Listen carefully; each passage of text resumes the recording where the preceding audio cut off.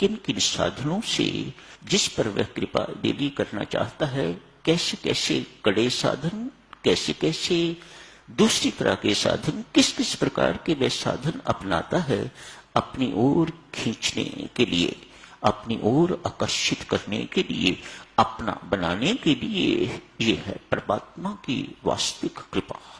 आज देखो किसके ऊपर ये कृपा होने जा रही है। देवी दासी हिम्मत करके तो शैया पर लेट गई है। गुदगुदा मुलायम बिस्तर लगा, नींद आ गई, आंख लग गई। आंख लग गई, 1 घंटा व्यतीत हुआ। 10 बजे राजा साहब पधारे हैं। देखा कि ये दासी मेरी शैया पर सो रही है। हुक्म दिया, हंटर्स मंगवाए। कोड़े मारे गए उस दासी को जगाने के लिए, उस दासी को डांटने डपटने के लिए। कहते हैं उन कोड़ों की बहुत पीड़ा हुआ करती है।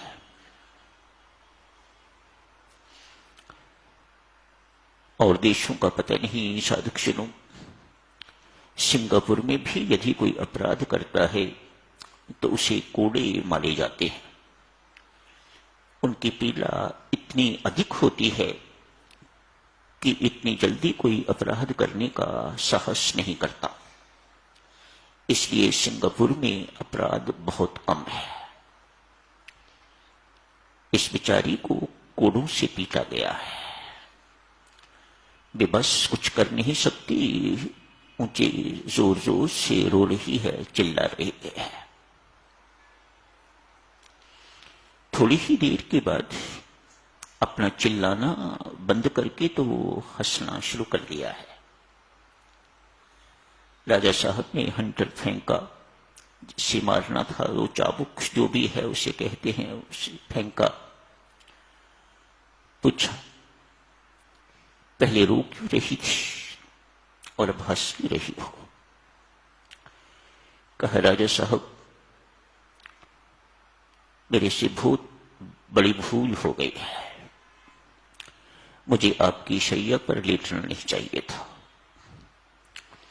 उसकी आपने मुझे सजा दी, कोड़े मारे अपने हाथ से। सामान्यतः आपके नौकर चाकर जो आपके एम्प्लॉइज होते हैं वह कोड़े मारते हैं। आपको तकलीफ करनी पड़ी मेरे कारण, मेरी भूल के कारण। पीड़ा इतनी थी कि मेरे पास रोने के अतिरिक्त और कोई चारा नहीं था। हंसी क्यों? हंसी इसलिए राजा साहब, 2 घंटे इस बिस्तर पर लेटने से यदि मुझे कोड़े पड़ सकते हैं, आप वर्षों से इस बिस्तर पर सो रहे हो, आपका क्या हाल होगा?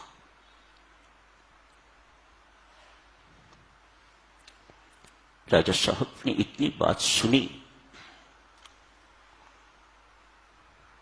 पांव से लेके तो सिर तक कपकपी सी छा गई। ये आज परमात्मा ने अपनी कृपा का पहला झटका अब्राहिम को दिया है। मानो तैयारी शुरू हो गई। इस अब्राहिम को अपनी ओर आकर्षित करने के लिए परमात्मा प्रयत्नशील है। ढंग है देवी करने के तो वे सब कुछ तत्काल कर सकते हैं, इंस्टेंटेनियसली कर सकते हैं, लेकिन अपना ढंग अपनाते हैं, अपने विधान के अनुसार उसी में परमात्मा रहना ठीक समझते हैं। हमें सिखाने के लिए कि अपने जीवन को डिसिप्लिन रखो, अपने जीवन को अनुशासन में रखो। जहां कहीं फिसलोगे वहां फिसल जाओगे। ऐसी गलती ना करना, मैं कभी नहीं करता। सो परमात्मा ने अब्राहिम को आज पहला झटका दिया है। अपनी छत पर महल की छत पर आज टहलने के लिए बादशाह सलामत गए। देखा तो वहां 2-4 व्यक्ति पहले ही टहल रहे। ये कौन है? ये कहां से आ गए? किसने इनको मेरे महल में प्रवेश करने की इजाजत दी? परिचय पूछा। भाई लोगों, आप कौन हो? हम साहूकार हैं, ट्रेडर्स। यहां कैसे? राजा साहब, हमारे ऊंट गुम हो गए हैं, उन्हें ढूंढ रहे हैं। कितनी असंगत सी बातें हैं, कोई संगति नहीं है इन बातों में। ऊंट और महल की छत पर ढूंढ रहे हो आप? क्या मूर्ख हो? राजा साहब ने पूछा। कहा, ऊंट महल में कैसे प्रवेश करेंगे?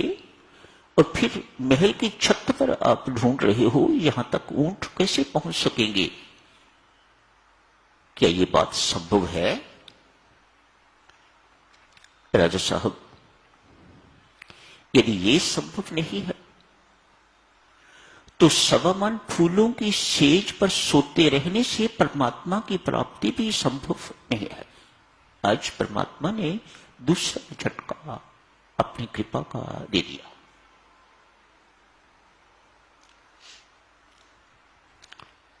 मैंने अर्ज करी ना, परमात्मा की कृपा के, परमात्मा के झटके देने के नवीनतम साधन, बड़े विलक्षण साधन सिर्फ अपनी ओर आकर्षित करने के लिए, ये परमात्मा की वास्तविक कृपा है।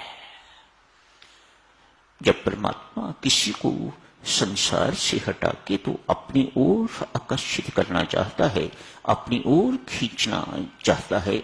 जब आपके पांव क्लबों की तरफ न जाके तो सत्संगति की ओर मुड़ने लग जाएं, तो समझ लीजिएगा परमात्मा की कृपा का शुभारंभ आपके जीवन में हो गया है। इस वक्त लोग आराम कर रहे हैं, सो रहे हैं, वर्षा का दिन है, इतनी जल्दी उठ के क्या करेंगे? आप इतने सारे यहां आए हो तो ये परमात्मा की कृपा है। परमात्मा अपने साथ आपका प्रेम डलवाना चाहता है संसार और संसारिकता से प्रेम तोड़ के तो मेरे साथ प्रेम जोड़िएगा। मैं तोड़ने के लिए नहीं कहता, आप ये नहीं कर पाओगे। मैं मात्र इतना कहता हूं, मेरे साथ प्रेम जोड़ो, तोड़ने का काम मैं खुद कर लूंगा। आप मेरे साथ प्रीति जोड़ो, सत्संगति में आना, यहां आके जप करना, अधिक से अधिक जप करना। धन्य है वह साधक साधकजनों जो सारी सारी रात बैठ के तो जप करते हैं। सोचें कितनी प्रीति, कितनी लगन उनके अंदर परमात्मा ने भरी होगी, जिसके कारण वे सारी सारी रात बैठ के तो राम राम राम राम जपते हैं। क्या ये आसान बात है? नहीं, ये परमात्मा की कृपा का साक्षात प्रमाण है।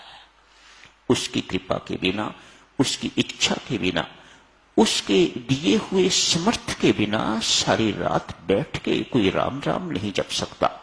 हां, टीवी तो देख सकता है, टीवी पर प्रोग्राम सारी रात देखा जा सकता है, जुआ ताश इत्यादि सारी रात ये खेला जा सकता है, कोई और प्रोग्राम हो इत्यादि इत्यादि किया जा सकता है, लेकिन सारी रात बैठ के राम राम जपना ये परमात्मा की कृपा के बिना नहीं हो सकता। जारी रखेंगे साधक जन इस चर्चा को कल। आज यही समाप्त करने की इजाजत दीजिएगा। धन्यवाद।